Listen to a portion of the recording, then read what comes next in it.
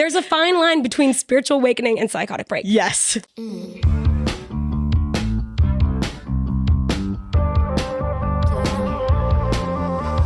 Welcome back to Made It Out. I could hardly sleep last night because I was so excited for today's episode. We are talking about coming out later in life with one of my best friends, who I'm also just such a fan of and I admire so much. She's one of BuzzFeed's original producers, huge major TikTok chef. She just did a show with Gordon Ramsay. She's writing a cookbook. Your list of accomplishments is just too long. Alix Traeger. Hi. I'm so excited to be here. I'm so proud of you. I'm so excited. Alix and I are like, how do you describe our Twins. Twins. We're twins. Soul twins. Literally, there was one time where my father was talking to Mal for like 5 minutes before he realized it was not me. That is a true story. It's a very true story. He was like, yeah, did you see that Jeep outside? You really should consider getting one of those Jeeps. I'm like, yeah, okay. Maybe I will. And he's like, wait, you're not Alix. Oh my gosh. Iconic, honestly. I wouldn't have it any other way. And we didn't even plan, but we're a little bit matching today. We're always matching. We're always in costumes. Yeah. We have the best conversations. I mean, we have only known each other for like a year and a half. And immediately we were like instant soulmates. And it was so much fun. I feel like that is a part of the reason why coming out is so beautiful, is because it's not just like maybe a potential partner you're going to have or this life you're going to live, but like this community that is so incredible. Like you wouldn't even believe how incredible. Then, boop, you get a little Mal in your life. Yeah. Mal and Al, guys. Mal and Al. Cheers to that. And another thing that we have in common is we both came out when we were 28. There we go. Look at this. We're living parallel lives. I know, it's kind of weird. Yeah, and we're also dating best friends. Yes. We're best friends, dating best friends. It's all weird. You know what? It's all a little bit weird. Okay, let's go back to our days of dating men. Days of dating men. Oh let's talk about it. Yeah, what kind of men did you date? I think they're all kind of different. I think one thing that I really gravitated towards was like something different. They have to have like a little bit of a unique thing, which is interesting because like maybe that was me searching for like queerness, you know, in that. But I think the main through line was just toxic. Pretty toxic. Yeah, pretty awful. Same. Pretty awful, man. One of the guys I dated was this classic like narcissist, drug addict, roided out guy. And actually, one of the biggest issues we had was that I hadn't been with a girl. And I felt like I couldn't ever choose someone or like get married without having done that. Did he know that that was one of your biggest issues? Yeah, we had talked about that. And at the time, it was just because like, I'm kind of this free spirit, open girl, like not because I was gay and not because like anybody around me assumed that at all. In fact, I kind of look back and I'm like, guys, why didn't you assume that at all? Like, I literally told you so many times. Like, did you think you would end up with a man? 100%. Like, because it's the water you're swimming in. As a girl with dreams and an imagination and a hopeless romantic, like I had this whole life I built up in my head with a man and the marriage and the kids. Like I still want all of that, like the marriage and the kids. But, you know, of course it was with a man because that's all there was. Yeah. Like that's all we saw. I don't know, for someone like me who is more femme presenting and like doesn't have that representation, like it's really, really hard. It's just not as clear. Coming out doesn't mean clarity. Like you never get this like sign over your head that's like lit up and says you're a lesbian, like, or like you're you know, you don't get that. Yeah. What it takes is experimentation. And hopefully you open up enough to be able to experiment, whether or not you turn out gay. But that's why it's so unfortunate with like different things like religion or just like marrying really quickly or just having this life that you're set in having that you don't offer yourself the time and the experimentation to figure it out. We can get into this more, but I had like a spiritual awakening, what I call it. And that's when I really slowed down to like figure everything out. And it was actually in response to me being like really heartbroken from a guy. Met a guy at Coachella. which like we At did. Coachella. We did some As one does. Obviously, it's like magical. Like we really fell for this guy really quickly. Like it might have been the Molly, but you know. There was one day on the third day of Coachella, Sunday, he looked at me and he just said, like, I wish you could just take the mask off. Like, you're always performing. As if he's known you for 10 years. I know. Well, that's the Molly talking. You know, you really get to know people quick. Yeah, he just said, like, I feel like you're always performing. Like, can you just, like, be real? And that, like, really hit me to my core. And I feel like if anything really hits you to your core, there's probably something there. Mm-hmm. And I've always just been this, like, kind of performative, silly, like, feeling like I'm a confident person, but maybe it is just, like, a mask I wear. Maybe it's anxiety that just, like, makes me be this very, like, outwardly person. So obviously, I ended up after Coachella that we weren't soulmates. That, you know, dissolved quickly and it left me really broken. I don't know why it was him that made me wake up. Like, there are people, I believe, that come into your life with the intention to wake you up, and you can confuse that for someone who's like a soulmate or like a to serve a twin purpose. flame, as it's been said. Yeah, and I feel like sometimes you don't understand that people sometimes come into your life just to like trigger the fuck out of you. Yes. And like, it doesn't necessarily mean that they're your soulmate, but it doesn't mean that they're any less important in your life. Because this guy actually played such a huge role in my life, who ended up being in my life for like literally 2 weeks. Yeah. You know? It comes in different forms, because I do feel like I had this same type experience with a Mormon guy in LA. Oh. I mean, are you allowed to date a Mormon? Like, don't you have to be... Well, I'll tell you something. He was not allowed to date me. I don't think. Yeah, no, that's what I meant. Like, is he allowed to? Yeah, you're allowed to do whatever the fuck you want. You're not a Mormon. But it was just like this rejection, and it was like, wait, this is so weird, and like, why am I so bothered by this rejection from a Mormon who I would never be with? And that was when I like switched my app and was like, okay, enough. Rejection enough. really fucks you up. Yeah. Like it's so weird. It's like brain chemistry. It's so annoying. I'm like, I never liked this guy until he rejected me. And then I'm like, or girl, like, oh, you rejected me. Now I like you. Now you're hot. Now like I have so to have fucked you. up. Like, oh my God. But anyways, this guy, Coachella man, spun me into this spiritual awakening. I don't want to put it all on him. Actually, I'm not going to give him that many flowers. I also had just quit my job. So like I had so much time that I hadn't had before to really slow down. And then I stopped drinking for a whole year. I didn't date for a whole year. And it's funny because people say like, oh, you need to like date around and fuck around to like find yourself. I think you find yourself way more. You learn way more about yourself when you like stop all that. And you're alone. Kind of like, oh my God, it was crazy. And I think I even had like a platform at that time. And I think a lot of people thought I was having a psychotic break, which I could have been, you know? There's a fine line between spiritual awakening and psychotic break. Yes. Which is fine. I don't know. I took it as a spiritual awakening. I went through the same spiritual awakening. I know. Falling asleep in the park on mushrooms, in the middle of LA. And everybody's like, Mal, you can't do this. Maybe don't do that. I'm like, it's okay. The universe is protecting me. I would say, I'd be like, oh, like, so what are you going to do like for work now that you're not like, I'm like, I'm going to manifest it. Like I don't recommend these things, but they do work. So now that I have this up, I would journal like a shit ton all the time. So this is just one of my many journals. But here was my manifestation list, which is so funny to look back on. My guy. Guys, like, why the fuck did I write my guy on the top with hearts? Like, I don't know. That's not even me. But like, I wrote all this stuff because I was like, okay, you have to like write out, which I still believe like you should write out if you're calling in a partner, like write out what you want. And clearly, like, I wasn't specific enough or something. No, just kidding. Clearly, I was almost there, but I wasn't quite there yet.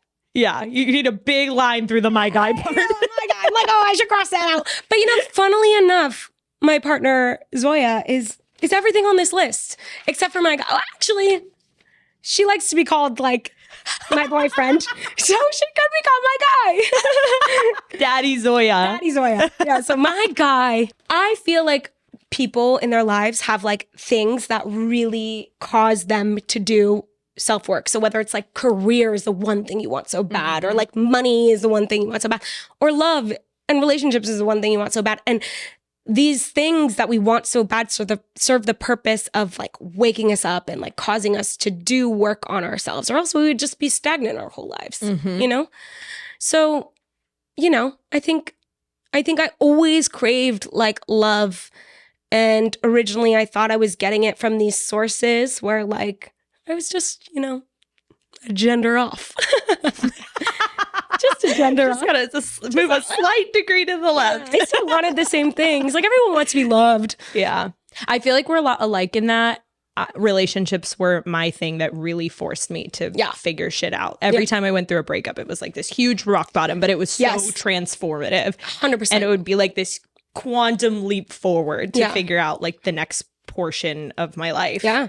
And it was actually a breakup that made me move to LA. Yeah, and exactly. figure things out. Breakups can be really beautiful in that way. Like if you use them for the right things, I think that's why like I'm so passionate about like where I was before when I was in these toxic cycles and repeating patterns. It was because I never used my breakups to learn about myself. And you can be like, mind you, there's just some people who are awful and abusive and like you should never be in those kind of relationships. But in a way, taking accountability for my side of the street and like takes two to tango. And that while, maybe these guys were like outwardly worse than I was because I was just always kind of like conforming to what they wanted, there was a reason I was doing that, and there was a reason I was attracting these guys. So until I really came to terms with that, decided that I was going to change it, and then it changes. But it's sometimes really hard because when you're in those relationships, it's like you're the bad person. Yeah. I'm fine over here. Exactly. You are the problem. Yeah. But then when you get into a relationship that like really breaks you down, it's like, oh, fuck. Wait, I actually am probably the issue too. Because you realize if you're repeating patterns that you are the only common denominator. And even at the time when I was doing all this work, like I thought I was changing the story to still be with a man. Like I was doing the work on myself to be like, okay, like at first it was like, okay, I'm going to like bring this guy back, and then it was like, okay, no, but like I'm going to find my guy. And I still dated men in that time. And again, it took me a year to finally start the coming out process. But I think that only happens once like your nervous system can handle it. Like you can only come out or, realize these things about yourself once you're like at a point where you're open enough and you feel safe enough to do that within you. Wow, that's a really good point. Yeah. I've never really heard that expressed that way, but I do feel like even me, I couldn't come out until I escaped Texas. Yeah. Until I got out of there. And I didn't really know when I was living in Texas, like, why do I feel so uncomfortable? I had this great job and these friends and this life that I had built. I was totally fine. But on my 25th birthday, I had like this quarter life crisis. I was in Vegas and I went to the Migos concert the night before. And like partied with these guys that got us a table. And like I was in a music video essentially. And the next day I had this huge breakdown and was like, what the fuck? Like last night was amazing. Yeah. I'm 25. I'm traveling. I'm in Vegas. And I just was like, what the fuck is wrong with my life that I'm not happy? Why do I not feel fulfilled? Yeah. I called my mom and I was like, I think I'm going to move. I quit my job, packed up all my shit and left within a month. But that like I had to escape. I had to get out of there to be able to feel like safe and start unraveling to be able to come out. Like that was like the catalyst to do that. I think that's why it's different for everyone. Like there's no one right way, wrong way. Like my parents, like they didn't know, but like they'd be fine. I kind of always knew that they would be fine, at least eventually. And still, for whatever reason, my nervous system didn't feel safe enough to do that until the age that it did happen. And that like the timing of it, that I had slowed down enough. And like a year after doing all this intense work on myself, like, I don't know why that's the case, but it was the case. But what was the catalyst that got your mind to switch to like, oh, maybe it's girls? Well, it was in COVID. So basically after this year long of like spiritual discovery, COVID happened. And so I decided to move home. I'm sitting there in my childhood bedroom journaling, and I had this like vision of myself, little Alix, in the same room. Like I could see her standing where I would have been standing and having this feeling like, I'm gay. And then just like the feeling of like suppress, like push it down. And me at 28 in my childhood bedroom journaling, like sitting there like, holy shit, like that's crazy. You know, that's something to think about. And then what I found, at least in my own coming out journey, was like a moment like that like really wakes you up to something and like, okay, let me look at this. And like, again, that's the piece of like my nervous system was able to handle that. I was able to look at it. It brought this memory up when it was okay to do so. And then I was sitting there and I was mature enough or like able enough to, safe enough to look at it. And then you start having all these little like memories pop up and it's like a little memory here, a little flashback here, like, oh, like the time in 9th grade when I made out with a girl I kissed a girl, like when I told my boyfriend that I had wanted to be with the girl. I don't feel like straight people would say that. I don't think they do. Maybe they wouldn't. Maybe they'd be like, I'm okay dying without sleeping with a girl. But I like literally could not die without sleeping with a girl, you know? Yeah. And then another thing, when I was at Buzzfeed, I had this crazy, like not even a crush, like obsession with a lesbian there. She was a fully out lesbian. So like this queer girl there who was in a full relationship. I never thought we would be together. Like she's in a committed relationship. I was just like, I had this obsession with her. Yeah. And I told my best friends. But like the assumption was never Alix is gay. It never went there. It just went like, oh, like what's going on in your life? Like, are you okay? Like, you know, like, oh, you have this like girl crush. It always stayed there. So like the assumption within myself was never that I was gay. The assumption with everybody around me was never that I was gay. It was just like these weird little, oh, Alix, just a weird little open Alix, you know, like. Which goes to show like how not normalized it is. Like maybe it's accepted now, but it's still not to a point where it's a thought that's a possibility. In your head. So all these little things, like I'm like, okay, whenever my friends and I would like play a game of like, okay, who would be the one to like date a girl? But like it'd be like, they'd say it in a way that's like, no one ever would, you know, like who would be the one of us? And I'd be like, oh, it'd be me. And they'd be like, no, I think it'd be like her. And be like, no, it would be me. And then they'd be like, no, I think it'd be her. It's like, you're like, guys, I'm gay. But you know what's weird is that like, I am not sitting there closeted. I never felt closeted. I never felt like I didn't know. Yeah. Like in the moment, I was just like, I would always say this because I'm like, I'm the open one. Like, I'm like the fun one. I'm the free spirit. Like, I can't be boxed. Like, but there is more there. You know? I feel the same way. Everybody's like, did you always know you were gay? And I'm like, how do I even answer this question? Yeah, I kind of always knew. But I didn't know. Yeah. Like it was just so repressed. Yeah. Pretty crazy. Not a conscious thought, but just like hindsight's 2020. Yeah. Yeah. And then because I was living at home in COVID, I changed my dating profile to women and men. So that was the first step. I matched with a girl and started dating her at home. Very secretive because I wasn't ready to tell my parents. So it was so weird because all of this timing with it was like kind of reverting to a childlike state. Like not only am I living at home now, but I am hiding, you know, dating and a relationship. I'm like giddy like a little kid, like first dating. It's like you're reverted back, you know, years in your life, which is kind of weird. Like all the awkward thing that you think you're over and you've gotten through. Oh no. It's just like.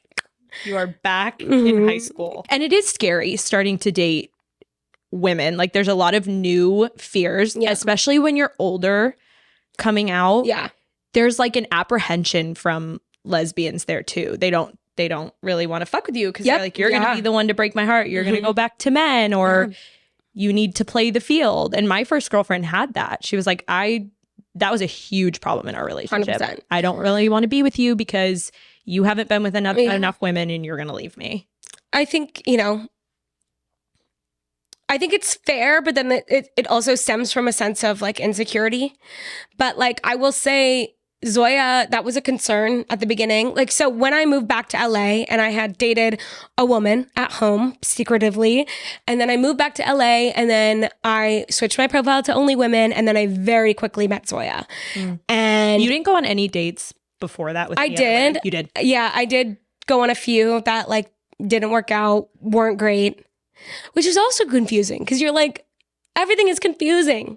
Yeah. Nothing is like clear. You're like, okay, well, if I'm going on dates that are failing, and luckily I didn't have a lot of those before I met Zoya, but like I can imagine if you're living in a place that's not like LA, or like you might have like failure after failure after failure. And like, how then do you know? Like, how would you know? Yeah. And unless you're very clear within yourself. Yeah. And then the easier choice is to revert back to men and be like, oh, well, the pool is larger and it's easier to find a man. And because I met Zoya and I was so attracted to her immediately, it became very much more clear, you know? And like she had this, Zoya, like where I was this baby gay, Zoya is like a grandfather gay.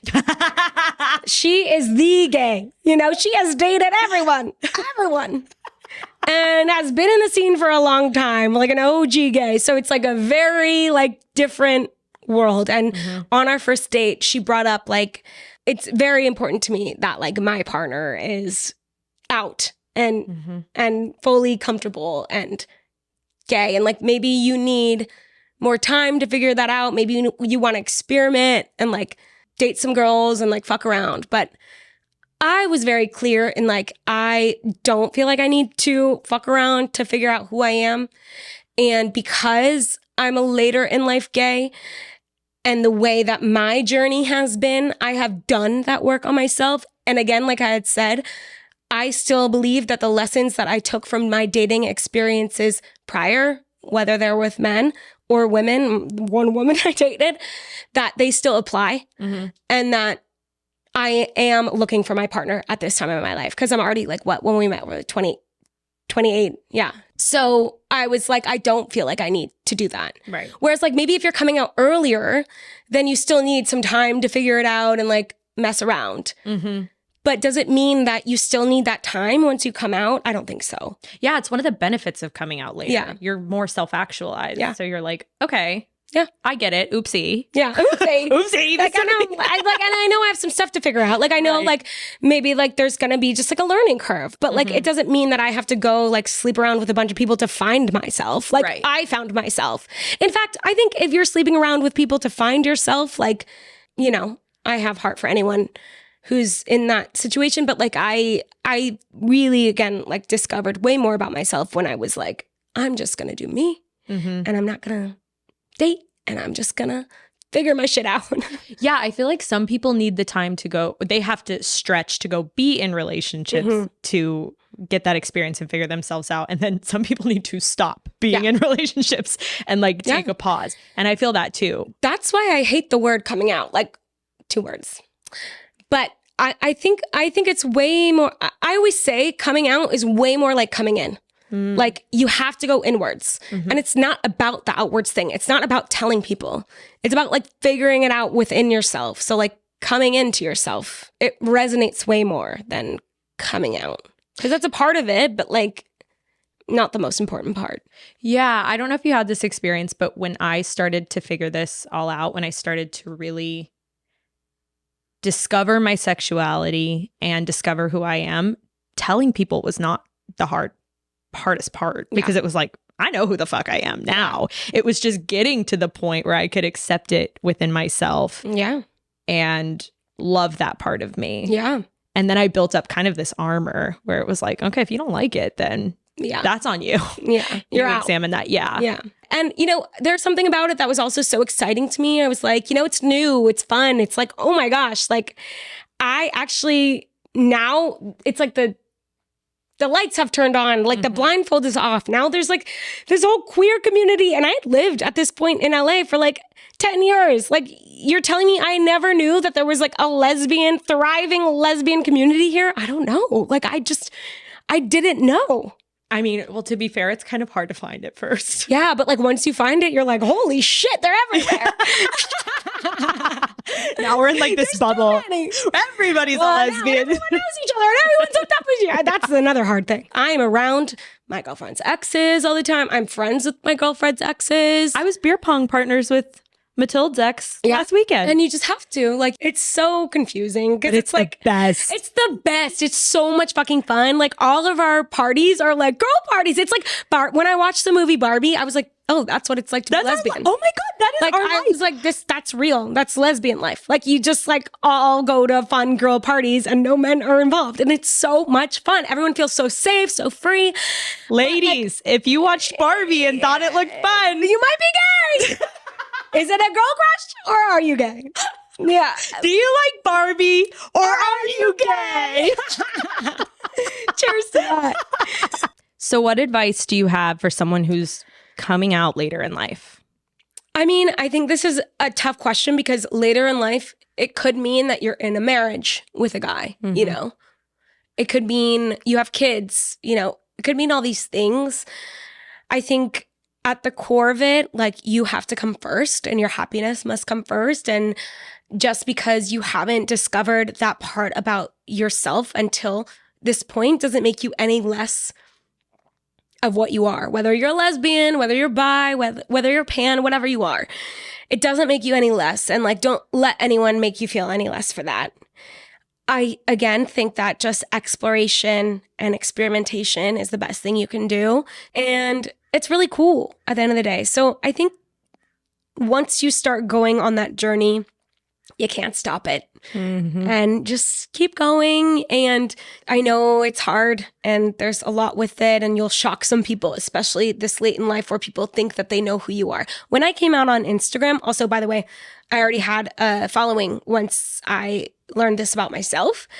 So I always felt like an obligation to come out online was another added piece aside from my family. And when I came out on Instagram, I immediately lost 11,000 followers that same day, which shows a lot about these people. But I have now replaced that and then some with people who know me and love me for who I am. And I will never trade that. And so it can be hard. There's going to be hard times, but it's so much more beautiful at the end of the day. And like, from our community to my partner, you gain so much more than you lose. Yes, you gain so much more than you lose. We've been taking submissions on TikTok Fun. for advice. Anne's 61 in Washington, D.C. I will be 62 in December. I was married for over 30 years to a man, but have always known I was gay. Is it too late for me to come out? No! It's never too late! Never too late. Like, if your life isn't over, it's not too late. Never too late to be gay. There it is. And I feel like you will, if you come out later. Even me coming out at 28 had a little bit of a mourning period of the time that I lost. But you grieve and then you go forward. And you got to go forward. And your life is so much fuller. Yeah. And truer. And like, okay, how beautiful. Now you're at this age where like I've only heard that it gets so much more fun when you're that age. Like, I'm so excited to age. Like, I have nothing against it. And I've heard such great things about being that age. Like, go forward and have fucking fun. Like, live your life. Your kids are probably grown if you have them. Like, you know, like, go forward and fuck women. Fuck it up. Yeah, get out there. Go to Vegas. That's where Mel found herself. That's true. Okay, we play a game. You haul, you ghost. Love it. She does the finger guns unironically. I mean, listen, I'm a finger gunner. Alix! I am. I can't help these things. They just come out. So I will say you ghost because there's only room for one finger gunner in a relationship. And it's going to be me. That is a truth. Sometimes there's just... I've never seen you do that. Really? Oh, I've done a bunch online. It can be pulled up. Okay, what if she shows up an hour late to the date? Not even an hour. Like, late? what about 20 minutes? Let's just say 20 minutes. 20 minutes. We're in LA. You gotta forgive some traffic. Hour, unexcusable. You clearly didn't leave on time. 20, there could be a lot of things that happen. I am with someone, Zoya, who is not great at time management skills. And it's really not her fault. Like, I think her brain just doesn't work like that. I will say, on our first date, Zoya wasn't late, but she did move the date back an hour. And it was on a Monday, so I was kind of like, who does this girl think she is? It's 8 p.m. now on a Monday. Like, I'm not going to this shit. I did go on the date because I was like, you know what? I'm going to get out of the house and do it. And I'm glad I did. So even that was a little bit like, but she wasn't late. She just moved the date back. Yeah. Because she was going to be late. She was just setting expectations. Send this to you now because I'm not making it by 7. She is a very, very serious pickleball player. U-Haul. I like someone who has a good hobby. Okay, that's nice. That's fair. Like, I like athletes. Yes. You know? And pickleball? Pickleball. Athlete. You gotta be an athlete. Okay. She calls you baby on the first date. U-Haul. That's a red flag, No, Alix. U-Haul. I love it. I want to be called baby. You are the one. Baby girl. Oh my gosh, that would tickle my stomach. All right. Yeah. Last thing we do is a cheers. Alix brought us a chilled red that we, against Matilda, our producer's advice, have been drinking this entire time. Red Mounts? We actually don't. I was going to bring like tequila, but I'd be on the floor. So I'm glad that at least until this point I've held it together because I'm starting to slur. And now we're going to drink the rest of the bottle. Should we chug? Chug! I guess I'm sleeping over here. Thank you for listening to today's episode. Support lesbian content. Rate, review, subscribe, follow, and find our guest at Major Traeger, our show at Made It Out Podcast, and me at Mal Glowinky. This podcast was produced and edited by Matilda Jordan and worked on solely by lesbians. So send this episode to every single person you've ever met and spread the gay agenda. Homo sapien evolved and improved to be a homosexual. I love that.